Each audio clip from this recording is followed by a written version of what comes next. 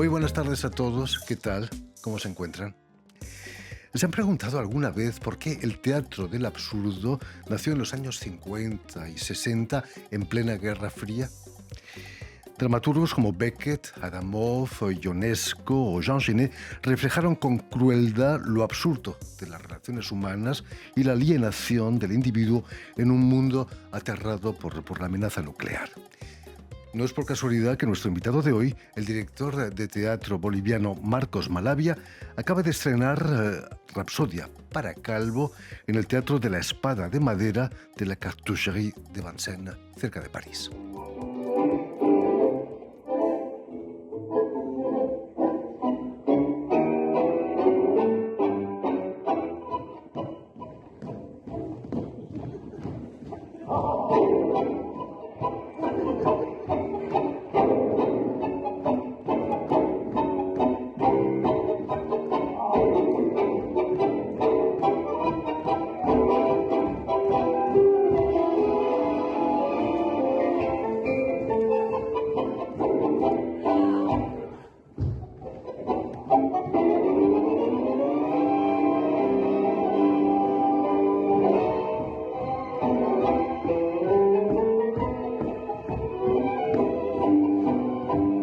Muy buenas tardes, Marcos Malavia. ¿Qué tal? Buenas tardes. Bienvenido a Radio Francia Un gusto Internacional. estar contigo. Un placer realmente. volverte a ver Igualmente. aquí en estos estudios. Acabas de estrenar Rapsodia para Calvo en el Teatro de la Espada de Madera en la Cartuchería de Vincennes, un antiguo arsenal, una fábrica de cartuchos precisamente, convertido en espacio teatral. ¿No temes que cierren los teatros que están allí y que lo vuelvan a convertir en cartuchería, en cuartel quizás? No creo absolutamente. Se llama la cartoucherie porque era allí donde fabricaban la munición, pero en la época de Napoleón. O sea, ya hace Hace tiempo ya. mucho tiempo. No, yo pienso que, no sé, los ruidos de botas siempre a mí me han particularmente puesto en alerta, digamos, hasta qué punto tenemos que tomar en cuenta ese tipo de situaciones. Yo creo que, bueno, no creo. Además, el teatro se llama La Espada de Madera, bueno, que es un objeto bélico, pero más bien un juego, ¿no? Si es de Sí, madera no sí, sirve sí. para matar a nadie. Además, el director es un peruano, ¿no?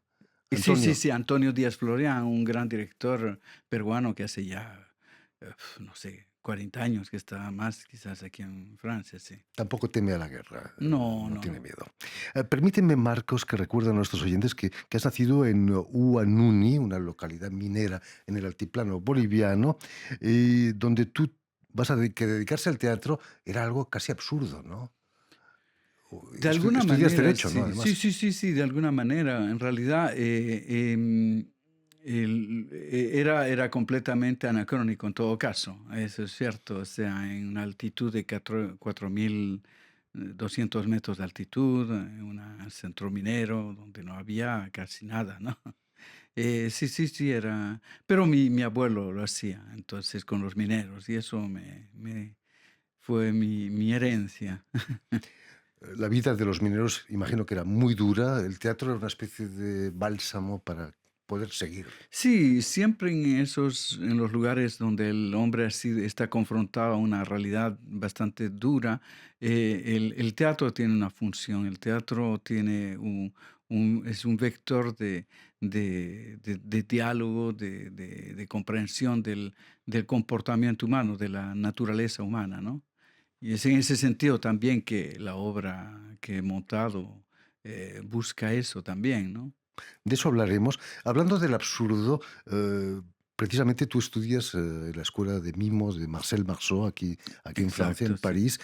El mimo, un teatro sin palabras, también es absurdo, ¿no? Está muy lejos de la vida cotidiana de la gente. Es decir, yo diría, no lo compararía con el absurdo en absoluto, sino con una búsqueda de... En realidad el absurdo es una búsqueda profunda de una realidad. Nos parece absurdo, pero en realidad es más real que la realidad.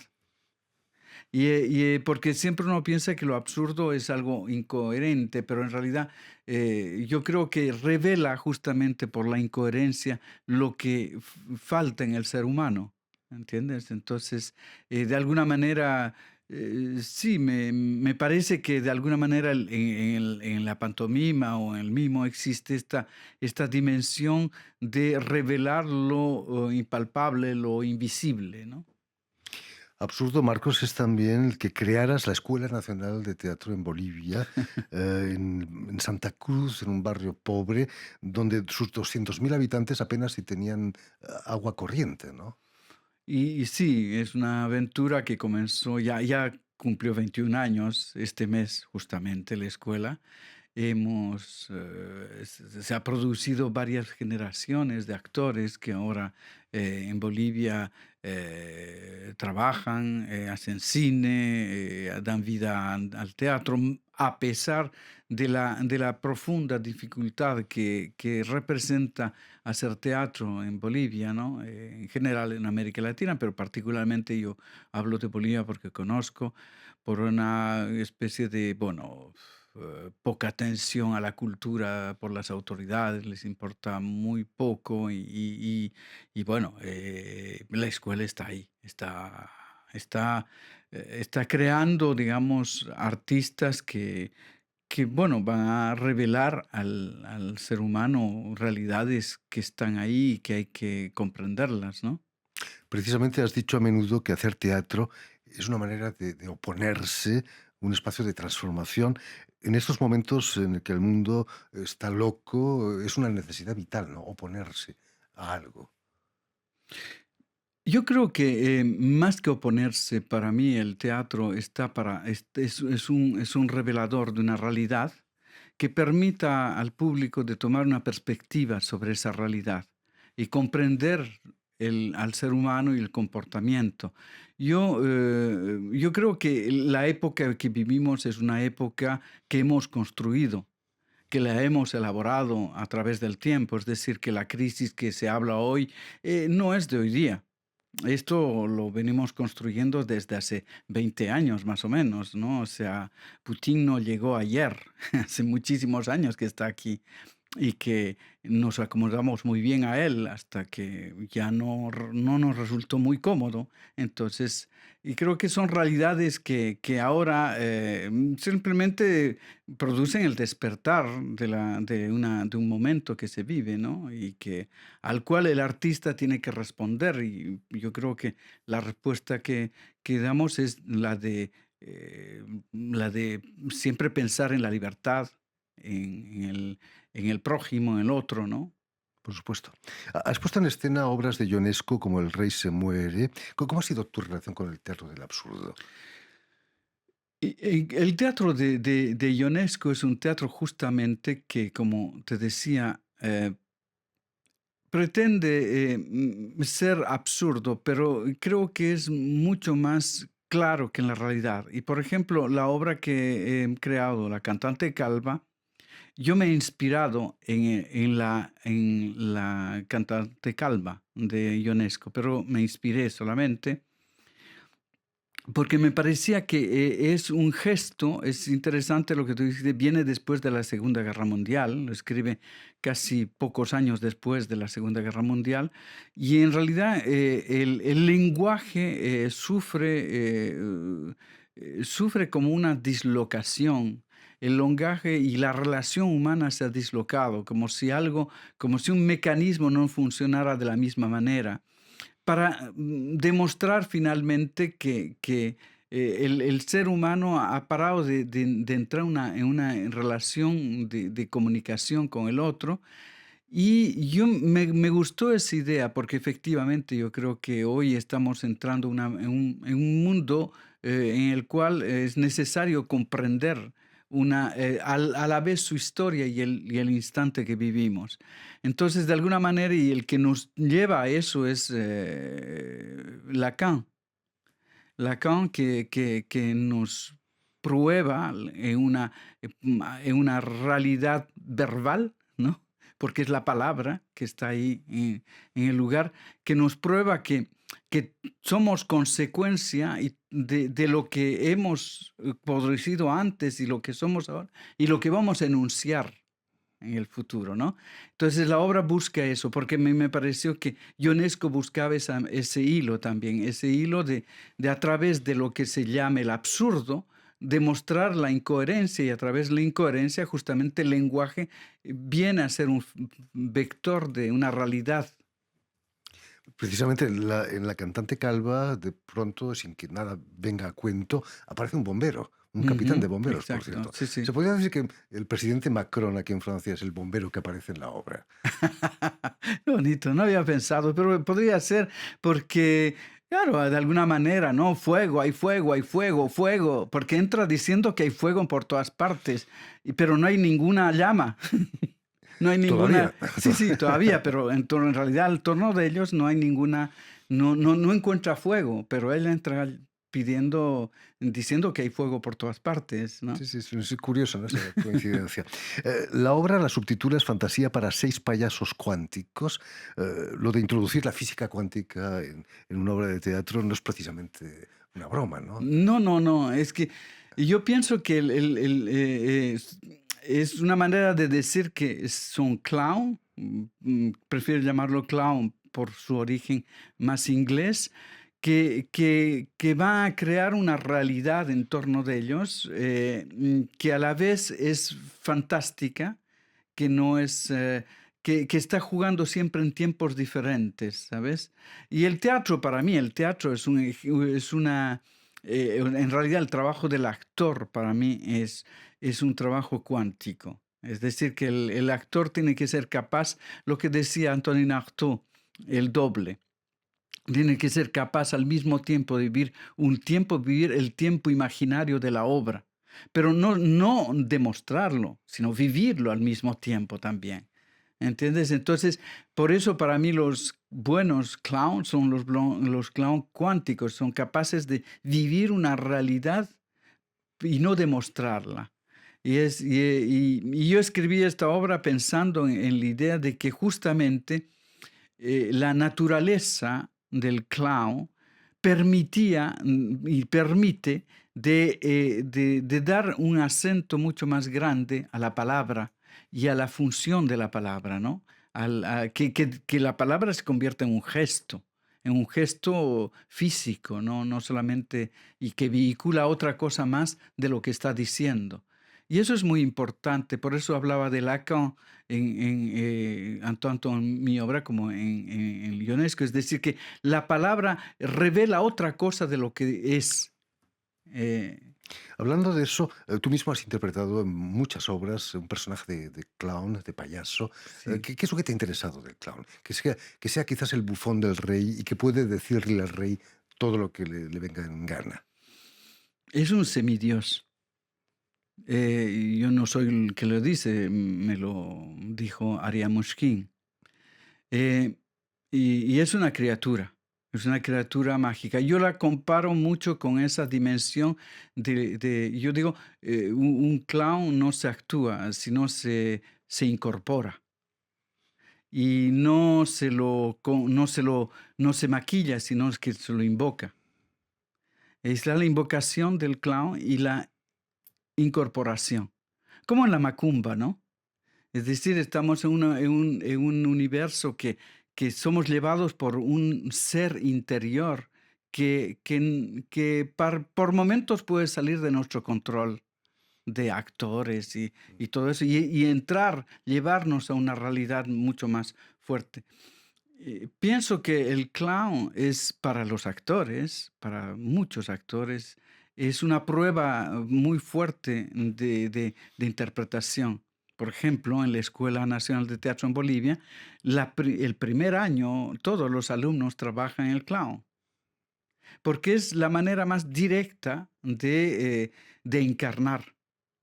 Un clown hay que encarnarlo, porque si uno no encarna un clown, uno se queda en la cara con un poco de plástico en la nariz, ¿eh?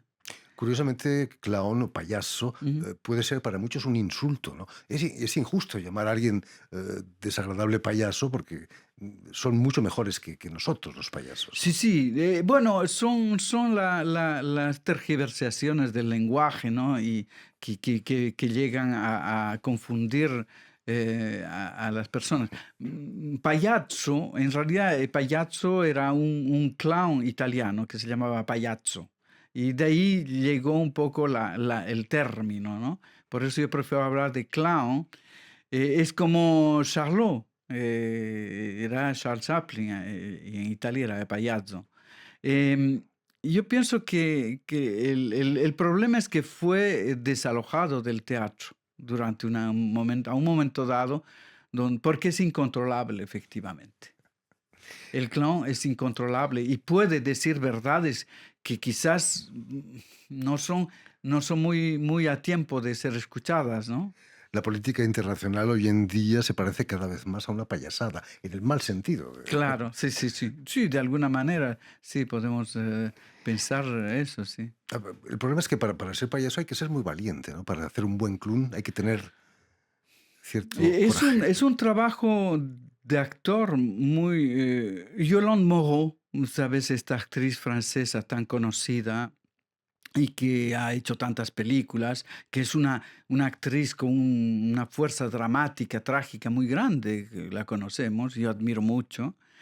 Ella en una entrevista, justamente dijo, que lo que le había marcado totalmente su trabajo de actriz era trabajar el clown, porque fue una confrontación muy fuerte que tuvo de comprender esa criatura que cada uno lleva, y que tiene que emerger de sí mismo, ¿no? Entonces, efectivamente, es un trabajo que al parecer es que hay una gran confusión entre el clown del circo, ¿ah? Como el clown fue botado del teatro, te lo cuento, ¿no? Fue expediado del teatro, se fue al orfelinato. Y el circo es el orfelinato, ¿sabes? Son todas las artes que no tenían dónde ir. El equilibrista, el que escupía fuego, no sabían dónde ir. Entonces, en una carpa ahí, se creó el circo y ahí la cogieron. Es por eso que la imagen del clown es siempre con su maleta y con pedazos de ropa, porque lo botaron del teatro y se fue errando. Es Eh, como esa memoria. En situaciones difíciles el humor es indispensable, ¿no? Has citado alguna vez a Jacques, el rockero francés Jacques Higelin, que Ujú. decía que la vida es dura, solo faltaría que fuera blanda. Eso hace que la Exacto. vida sea menos Sí, dura, ¿no? sí. Y es el nombre de nuestra compañía, Mona Lisa Claxon, es en homenaje a una de sus canciones de Jacques Higelin, efectivamente. Es por ese personaje que pusimos ese nombre, ¿no? Bueno, y la obra en sí, la cantante, Rhapsody. la Rhapsody para Calvo, en realidad también explora toda esta dimensión, o sea, y además la dimensión de la memoria. Es decir, que yo he hecho siempre en mis obras trato de hacer una proposición casi, una hipótesis existencial, ¿ah? Y esta hipótesis es demostrar un poco lo que Lacan nos decía, que el lenguaje ha hecho de nosotros seres humanos, seres de una existencia social. Si poco a poco el lenguaje desaparece, y con él la poesía, vendríamos a retomar el rol de simplemente una animalidad en nosotros. Y la obra, la Rapsodia para Calvo, explora esta dimensión. Comienza por, primero, una pérdida de memoria. No saben dónde están. Dicen, me parece que lo conozco, o lo vimos. Y al final llegan a la conclusión que quizás son hermanos. ¿Ah? Y que se habían perdido. Y luego hay toda una serie de discusiones hasta que el lenguaje poco a poco se agota, como se dice en francés, y se souffle, no tiene Sufle, más ya no souffle, tenemos aliento. hasta que llegan los gritos animales de pájaros que reemplazan la palabra, ¿no? Terrible.